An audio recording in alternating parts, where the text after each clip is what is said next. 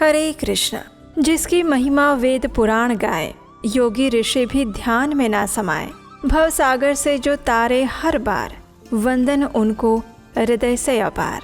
हमारे वेद पुराण और शास्त्र कहते हैं, कृष्णस्तु भगवान स्वयं।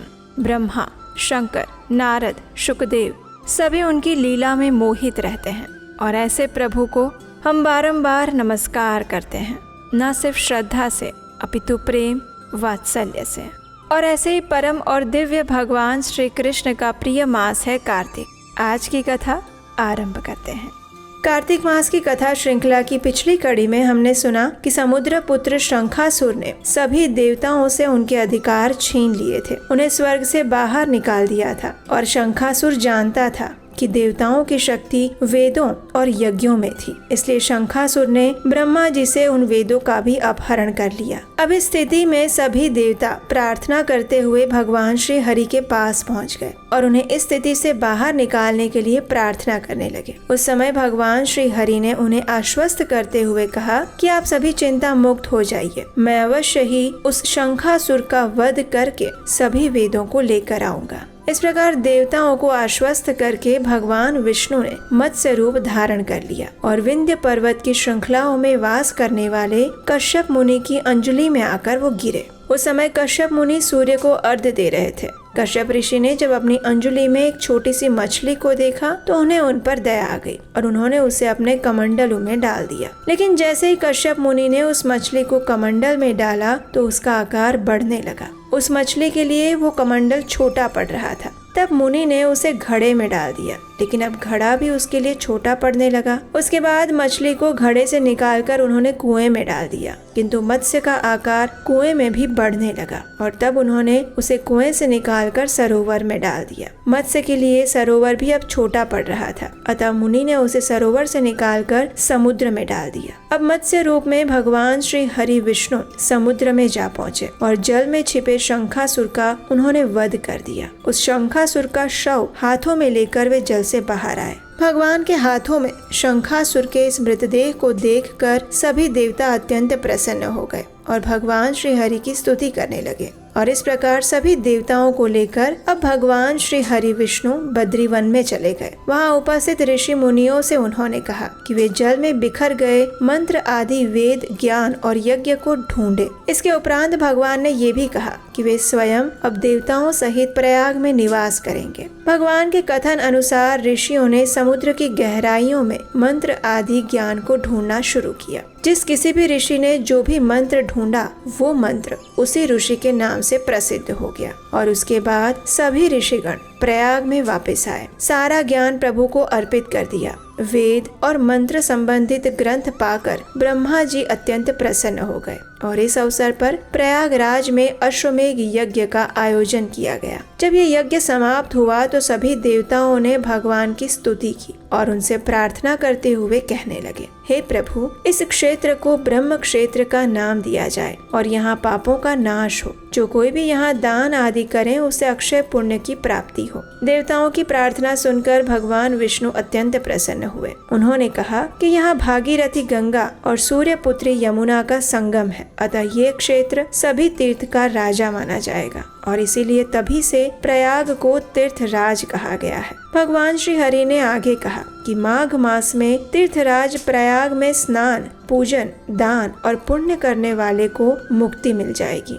हे देवताओं, यद्यपि मैं सभी स्थानों पर हूँ, लेकिन बद्रिकाश्रम मुझे अत्यंत प्रिय है। इस धाम में एक दिन का किया गया तप दूसरे स्थान पर 10 वर्षों तक किए गए तप के बराबर है। नारद मुनि ने इस कथा का समापन करते हुए राजा पृथु से कहा, हे राजन, जो भी मनुष्य इस कथा को श्रद्धा पूर्वक सुनता है उसे तीर्थराज प्रयाग में स्नान और बद्रीनाथ धाम के दर्शन का फल प्राप्त हो जाता है। तो इस प्रकार भगवान श्री हरि विष्णु ने शंखासुर का वध करके सभी वेदों को मुक्ति प्रदान की। इस कार्तिक मास में इस पवित्र कथाओं को सुनने से मनुष्य अक्षय फल की प्राप्ति करता है। इस कार्तिक मास के विषय में कहा गया है, कार्तिकः प्रवरो मासो वैष्णवानां प्रिय सदा कार्तिकं सकलं यस्तु भक्त्या सेवते वैष्णवः।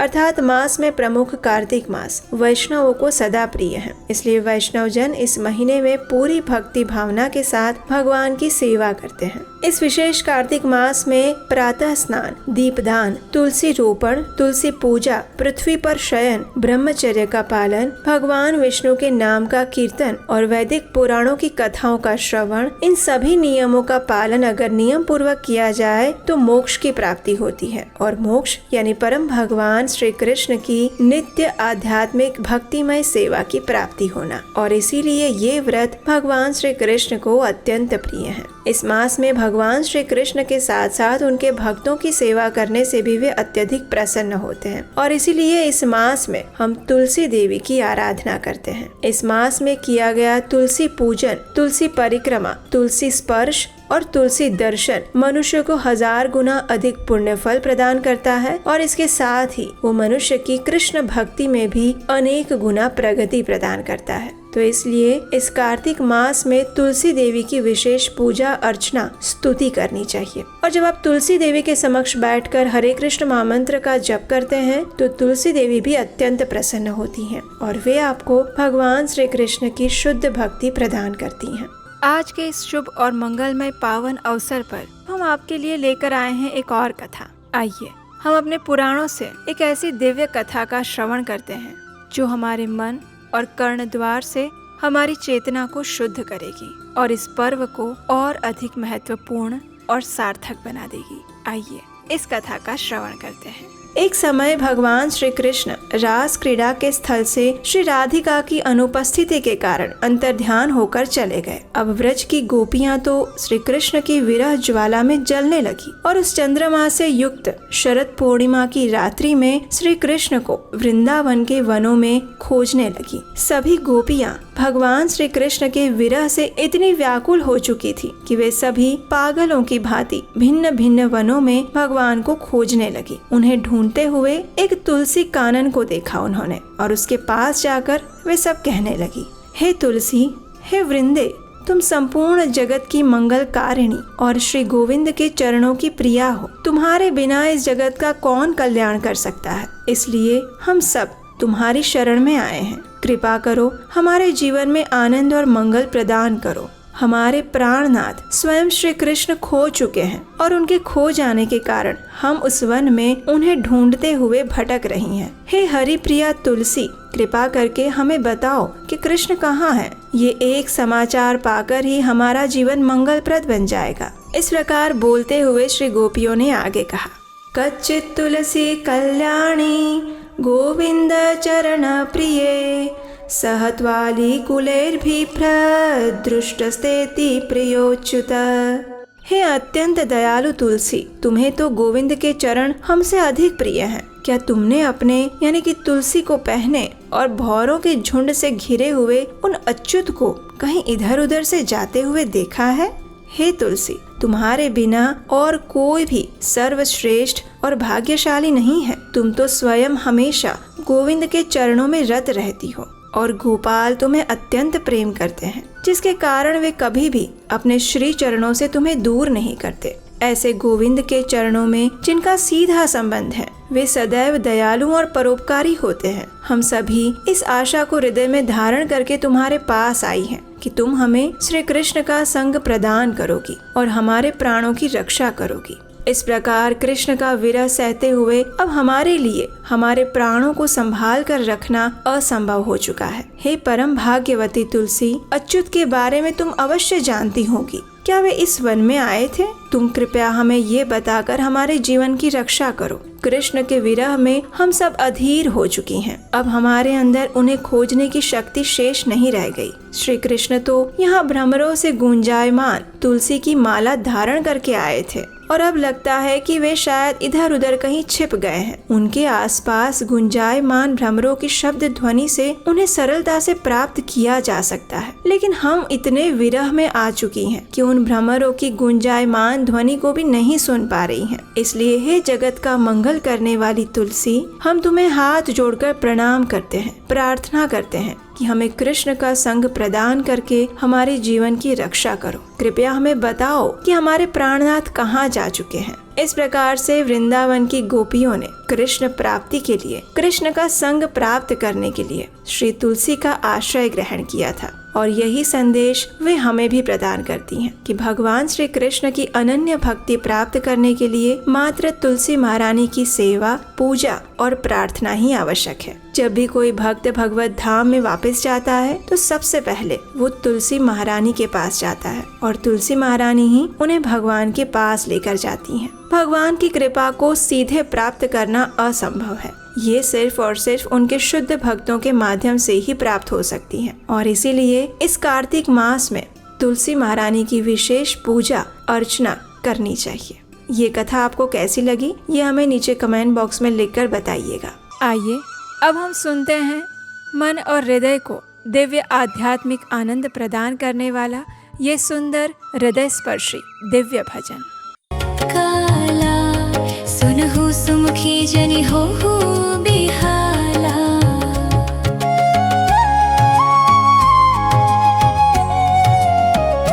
समय पाई भौरो पाती तोरा, पुजी हो आस वचन सत मोरा।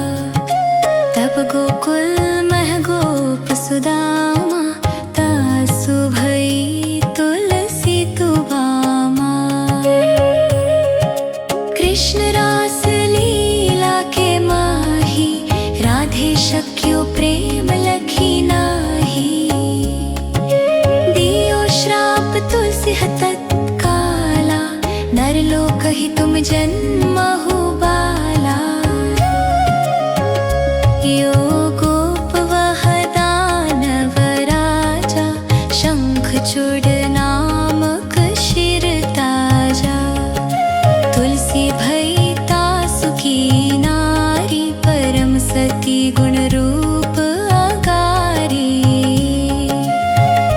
असवै कल्प बीत जब गयो, कल्प तृतीय जन्म तब भयो। वृंदा नाम भयो तुलसी को, असुर जलंधर नाम पति को। करियति वंद तुल बलधामा, लीलिन्हा शंकर से संग्राम। जब निज सैन्य सहित शिव हारे, मरहि न तब हर हरि ही पुकारे। पतिव्रता वृंदा थी नारी, को न सके पति ही संहारी। तब जलंधर ही भेष बनाई, वृंदा ढिग हरि पहुँचो जाई। शिव हित लहि करि कपट प्रसंगा, कियो सतीत्व धर्म तो ही भंगा।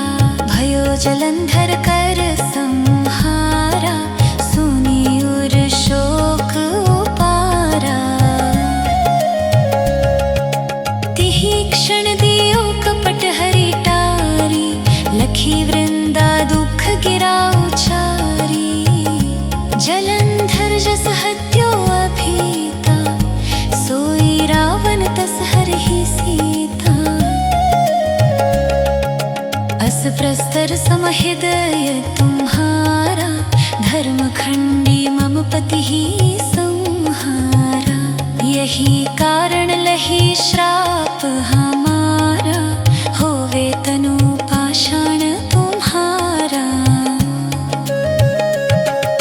सुनी हरि तुरत ही वचन उचारे, दियो श्राप बिना विचारे।